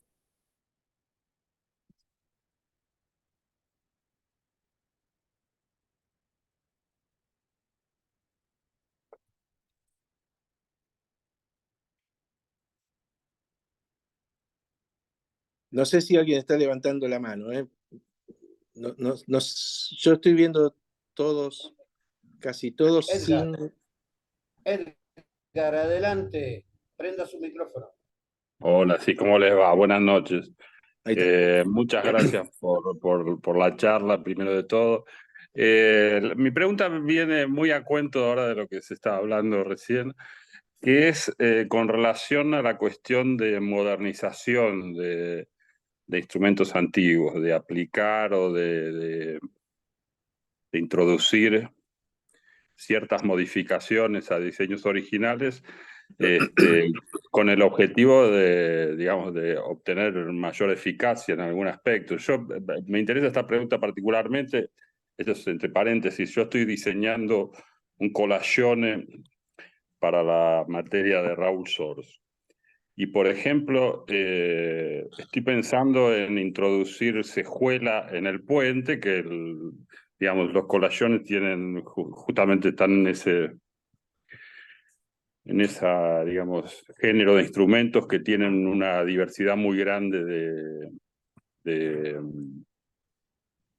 digamos, de las referencias históricas que existen, ¿no? Sí. Hay muchos modelos y formas y tamaños, o sea, era un instrumento que no se estandarizó. Entonces, a mí se me ocurre introducirle un puente al estilo Torres con cejuela de hueso buscando una mayor eficacia de la transmisión de la vibración en la tapa. Es un experimento, digamos, no una posibilidad. Pero lo estoy trayendo como ejemplo, no es el punto, sino ese tipo, o mismo la introducción de clavijas mecánicas que se podrían usar. ¿Cómo ves vos eso? Y cómo ves sobre todo en función de este mercado que se desarrolla de grupos porque, o sea, la pregunta va orientada a lo siguiente. ¿Está el purista académico, la gente que hace música históricamente informada y no sé qué, que tiene un cierto objetivo y una cierta exigencia? Pero también hay todo un movimiento que tiene que ver, y por ejemplo acá en América Latina hay muchos instrumentos históricos que se podrían perfectamente usar para tocar música latinoamericana. Claro. Sí, sí. Y entonces, quiero decir, en un escenario, un ambiente, digamos, de mayor flexibilidad, ¿vos cómo ves esta cuestión de la posibilidad entre comillas, introducir evoluciones en los instrumentos históricos? Bueno, sí, es un tema, es un tema espinoso, pero a ver, ¿cómo lo veo yo? Por la experiencia de la construcción del instrumento. Te voy a dar un ejemplo. Yo, por pura ignorancia, porque así fui, ¿no? Con gran porcentaje de autodidacta, las primeras guitarras renacentistas que construía le ponía diente de perro, ¿sí? El refuerzo de tapa. Bien. Y de fondo. Ok, listo. Me daba un instrumento que yo pensaba que estaba muy lindo. Y bueno, me mantuve con ese modelo hasta que, cuando fui a España, éramos 8, y eran 3 laúdes, una guitarra renacentista, una vihuela y una guitarra barroca. Entonces yo me fui para hacer laúd. Yo hacía el laúd, pero con este ojo iba mirando todas las otras mesas, porque entonces aprendí todas las técnicas de Carlos, ¿viste? Y ¡pum! Los locos pegando tapa con fondo con tiritas de pergamino.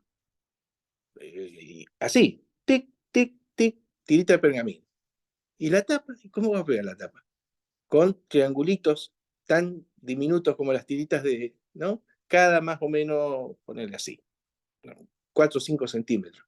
Un taquito triangular que tocaba la tapa. Y olvidate, eso era todo. Obviamente, volví a mi taller y lo primero que hice fue un instrumento así, una guitarrilla así. Y obviamente la pregunta, Carlos, era, ¿por cuál? ¿Y por qué eran así? Me dicen. O sea, no se usaba diente de perro. El diente de perro existió después lo nombramos, Antonio Torres, después de esa generación de guitarreros, fueron los que tuvieron que hacer robusta la guitarra, porque cambió el concepto total de la guitarra. Abanico, bla, bla, bla, pum, pum, pum, más grande el cuerpo, más barras para direccionar el sonido, otro tipo de instrumento, otra cosa. Eso es modernizar el instrumento. Pero el histórico, en realidad, cuando yo empecé a tocar esa guitarra, agarré las guitarras renacentistas que había construido hasta ese momento y me hice un asado, porque no tiene nada que ver. Y lo que hice fue ir para atrás. Entonces, muchas veces por el ánimo de mejorar, no hay que descartar el concepto original, porque el concepto original te está dando una filosofía de la época del sonido que tenía que tener ese instrumento. Y realmente suena distinto, ¿entendés? O sea, a mí me súper... Y después construí, yo creo que hasta este momento, 4 guitarras renacentistas de ese modelo. Y las he visto funcionando con otros instrumentos, con guitarras barrocas, con otro tipo de instrumentos, y realmente son instrumentos que flotan. Son instrumentos que flotan. Mira, no sé si todos saben la evolución de las barras. O sea, guitarras renacentistas son 2 barras, ni una más. Una arriba del oído y la otra abajo del oído. Chao, paralelas. Lo demás flota. Guitarra barroca, 2 barras. Con algunas variaciones, la familia Boban y su... ¿Cómo es? Porque no quiero meterme barroco, pero familia Boban mete las 2 barras así, metía una acá. Boban son como 1000 misiones de luthieres. Y cada uno quería ser el más Boban de todos. Entonces, sí, ponían pero eran 3 barras y a lo sumo 2 refuercitos así chiquititos, tipo bigotito abajo, en el braguero. Y la guitarra del siglo XIX, antes también, o sea, eran guitarras que no tenían más de 3, 4 barras. Si vos decís, yo puedo mejorar esto, en realidad estás modificando una parte del instrumento que es muy interesante. Por ejemplo, esto de la cejuela, a mí lo que me parece, ¿no? Sobre todo de los puentes antiguos. Puedo estar equivocado, o sea, pero lo que vos haces con una cejuela es ganar tensión. Entonces, ¿cómo va a responder esa tapa cuando le estás aplicando más tensión, pero las barras están pensadas para tensión baja? ¿Me seguís? O sea, yo tendría ese cuidado, digamos, ¿qué pasa con la tensión de las cuerdas? Porque obviamente que va a lograr más tensión, pero no siempre más tensión en ese tipo de instrumento te va a dar el equilibrio de sonido que necesita ese instrumento.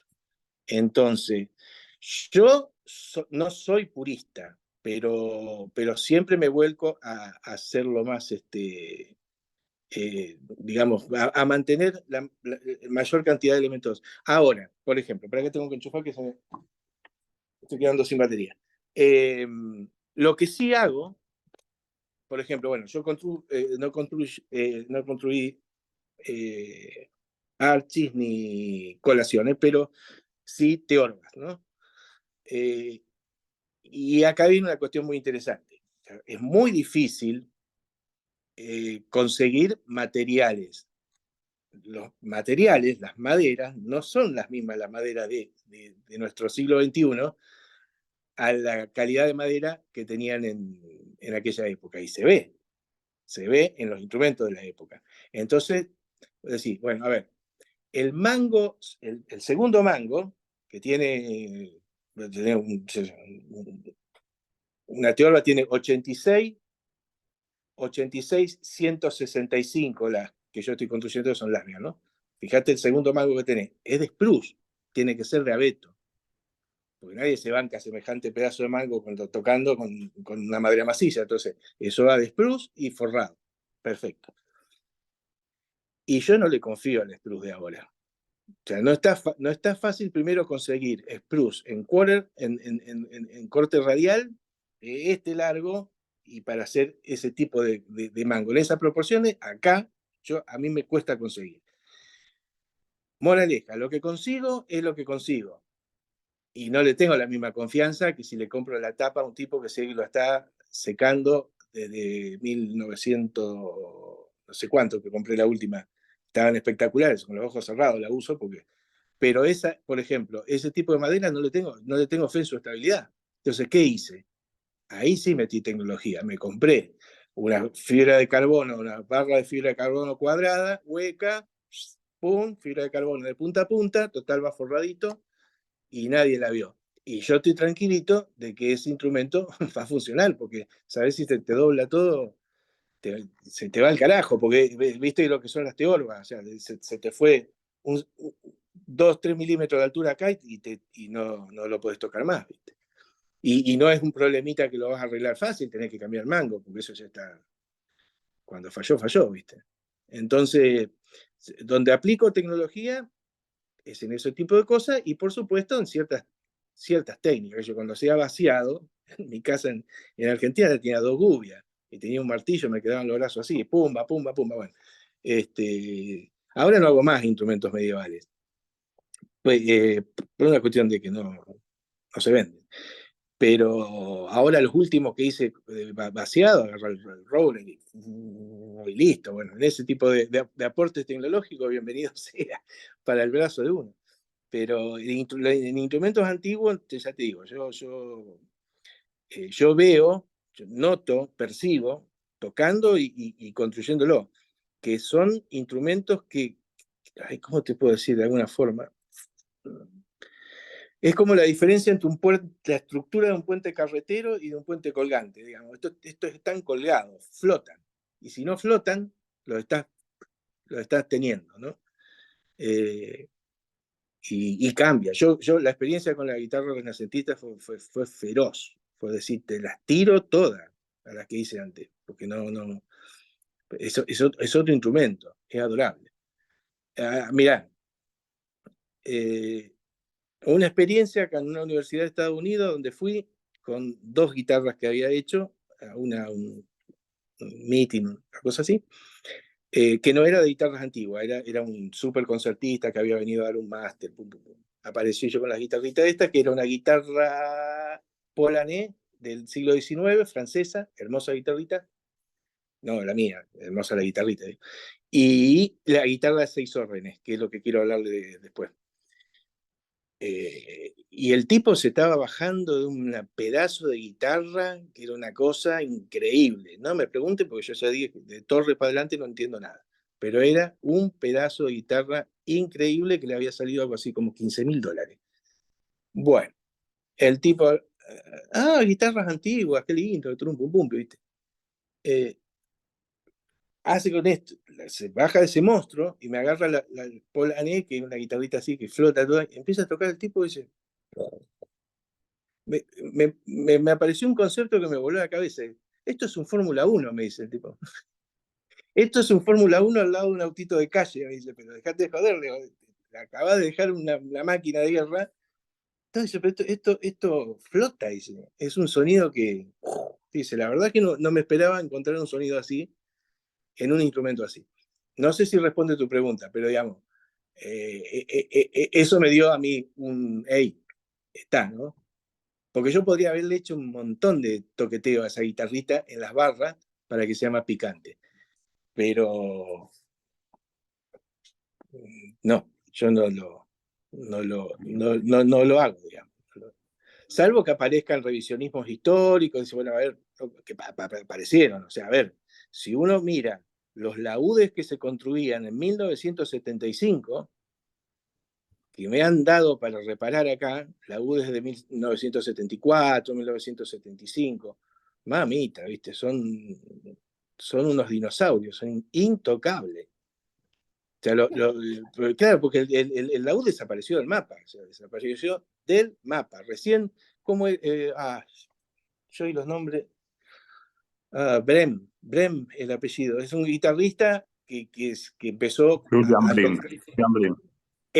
Julian Brehm, sí. que empezó a tocar. Bueno, ese fue el tipo que revolucionó el laúd, que lo resucitó. Claro. Ese fue. A partir de ahí. Lo puso de vuelta de moda y es el día de hoy que, por ejemplo, lo tenés en las redes revinculado. Sí, claro. Sí. Pero lo que pasó con el laúd fue increíble. Fue increíble. Y vos agarrás un laúd, de hecho, hace 2 años atrás, y uno de 1975, y no tiene nada que ver. Entonces, se modernizó la investigación para lograr que el instrumento retroceda.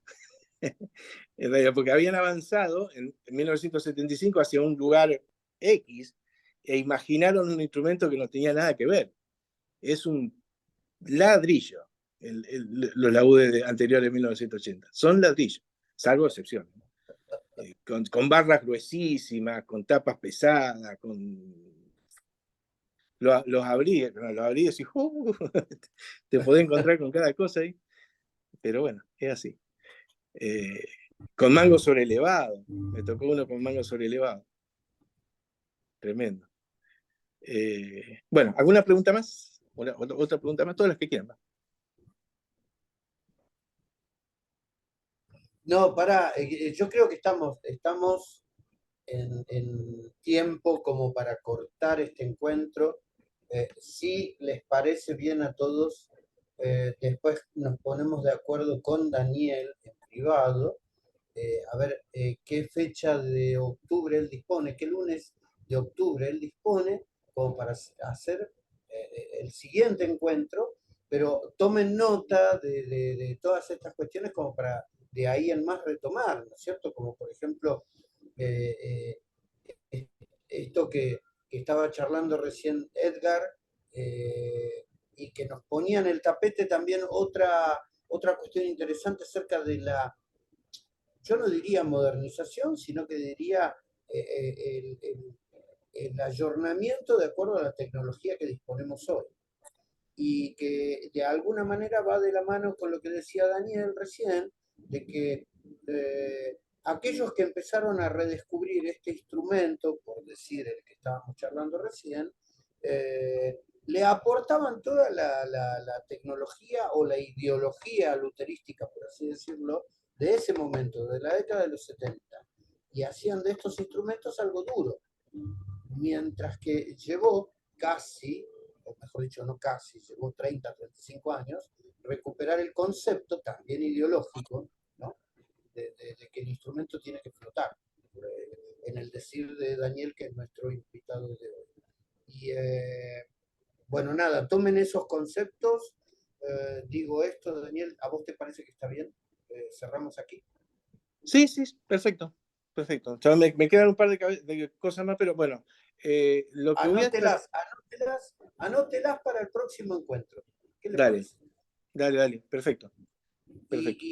Y nosotros, en el nombre de la Universidad Nacional de las Artes, de la Asociación Argentina de Luthiers, en el nombre de nosotros que estamos acá presentes, queremos agradecerte de tu tiempo para con nosotros, de la generosidad que tenés para brindar toda tu experiencia, que por supuesto es totalmente empírica y de ahí en más arranca. Nada, agradecerte por todo eso. En el caso puntual de ustedes, vuelvo a repetirlo, es como el caso de aquellos que trabajan los instrumentos precolombinos. Trabajan a partir de una investigación que es casi arqueológica en el mundo de la lutería y que después deviene en que nosotros, por suerte, los podemos escuchar a ustedes y tomar esa experiencia y tomar de esa sabiduría. Agradecido a todos por la participación, un saludo grande a todos los que nos van a ver en el video posterior, por supuesto a Nacho, que es el que nos graba. Daniel, nuevamente gracias. Hasta pronto. Bueno, hasta pronto, nos vemos.